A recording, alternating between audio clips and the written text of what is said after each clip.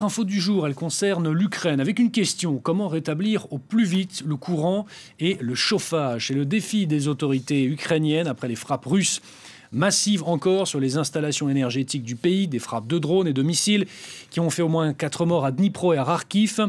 Dans la nuit de vendredi à samedi, la Russie a tiré au total plus de 458 drones et 45 missiles sur l'Ukraine, selon Kiev. On va justement faire le point avec la correspondante de France 24 en Ukraine qui nous attend, Emmanuel Chaz. Bonjour Emmanuel.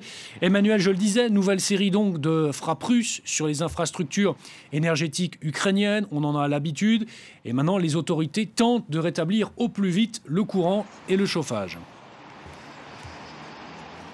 Oui, tout à fait. Il s'agissait en fait de l'attaque la plus grande qui a eu lieu sur ces infrastructures avec Ukrenergo, le premier fournisseur public d'électricité, qui déplore que toutes ces centrales thermiques ont été soit endommagées, soit détruites. Parmi ces centrales thermiques, il y en avait qui avaient déjà été fortement endommagées puis reconstruites, endommagées en 2023, reconstruites et rouvertes en 2024.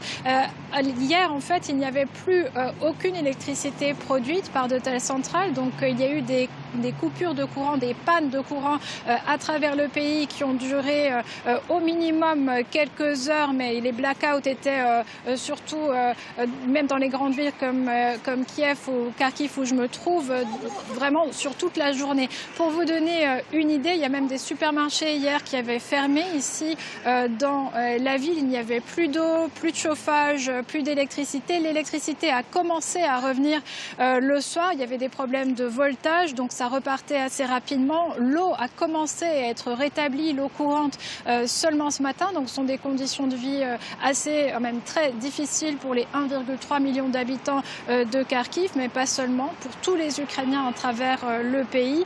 Ici à Kharkiv, aujourd'hui, le métro ne fonctionne pas. Vous voyez une bouche de métro derrière moi.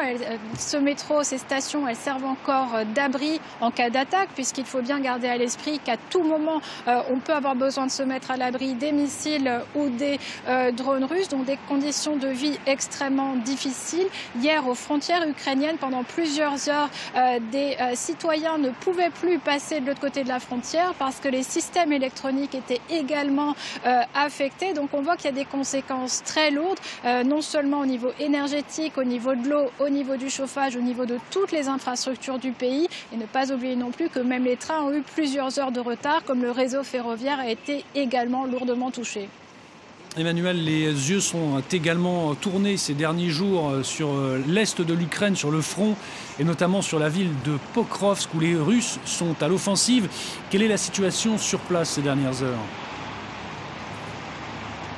Absolument, les yeux sont tournés sur Pokrovsk. Ça fait plusieurs semaines maintenant que les Russes ont vraiment intensifié leurs assauts contre la ville. Il y a des dizaines d'assauts par jour. Il y a des centaines de soldats russes qui sont infiltrés à même la ville et des dizaines de milliers de soldats russes qui sont autour. L'objectif russe, c'est d'encercler totalement la ville, ce qu'ils n'ont toujours pas réussi à faire selon Kiev. Alors c'est important pour l'Ukraine de garder les voies de communication, les voies d'approvisionnement ouvertes vers cette ville. Et si on se demande pourquoi les Ukrainiens défendent avec tant d'acharnement leur ville de Pokrovsk contre une occupation russe illégale, eh bien parce que si les Russes parvenaient effectivement à conquérir cette ville, à capturer cette ville où ils tuent les civils, c'est documenté par des vidéos, il reste 1 millier de civils qui sont donc aux mains des Russes qu'ils peuvent croiser parmi ces Russes infiltrés, eh bien si les Russes parviennent effectivement à s'établir dans cette ville, ça leur procurera